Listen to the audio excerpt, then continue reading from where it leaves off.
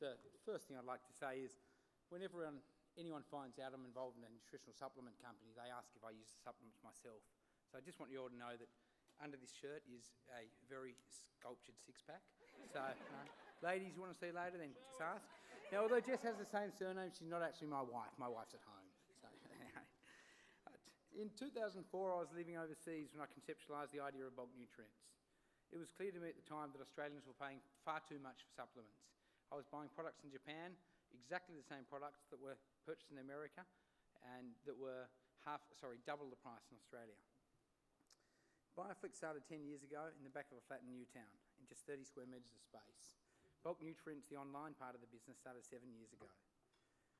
My goal was initially to eliminate inefficiencies, take out the middlemen and contractors, which were the norm in the industry, and see that Australian-made products were competitively priced compared to goods made overseas.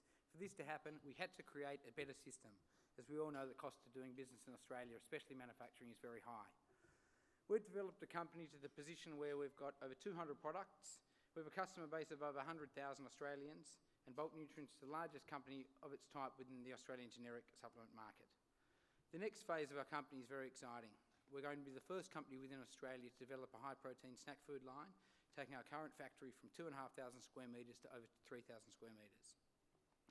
In a team of 38 staff, we have customer service, dispatch, manufacturing and marketing departments, a recently appointed QA officer, and 2 people developing products full-time, one of those is myself, and 2 people on social media.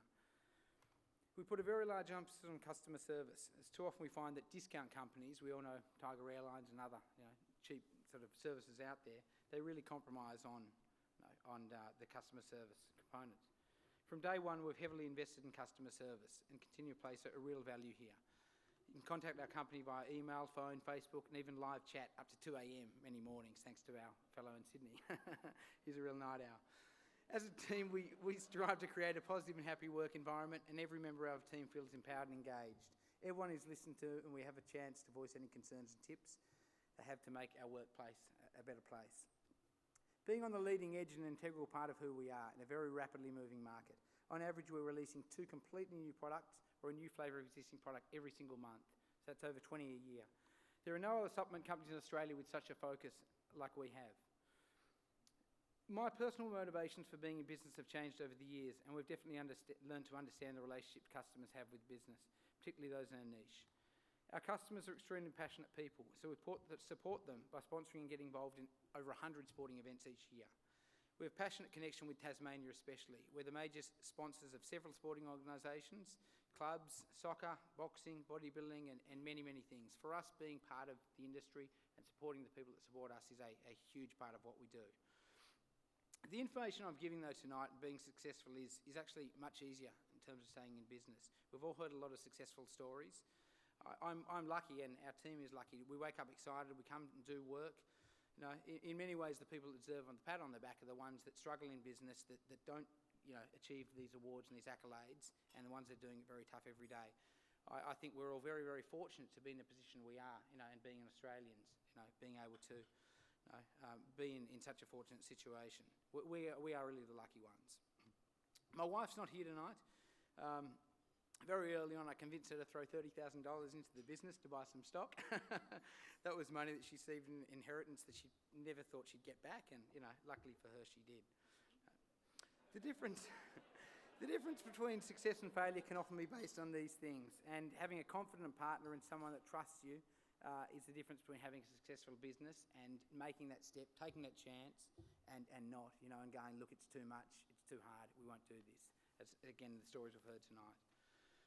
Just like to thank local and federal politicians. We've got one here, Adam Brooks, who I haven't actually dealt with, but we've had a great communication, great correspondence with politicians within Tasmania. In a time where people complain about this kind of stuff all the time, we've taken a different approach, and we thought, look, we'll approach members, we'll get their feedback, we'll have meetings with them, and it's great. I think that the Australians, we tend to complain a bit much, and we have to engage and do what's necessary, and we see a different side of things.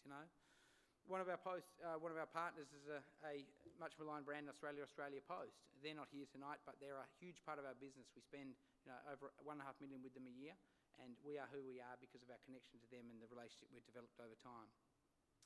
Finally, People often talk about making it and have you made it? When does a business make it? When does a sports person make it?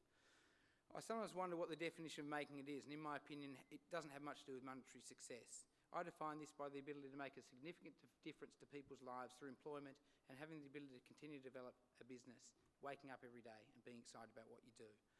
Here I give credit to the founder of Mewers, who are up against in these awards.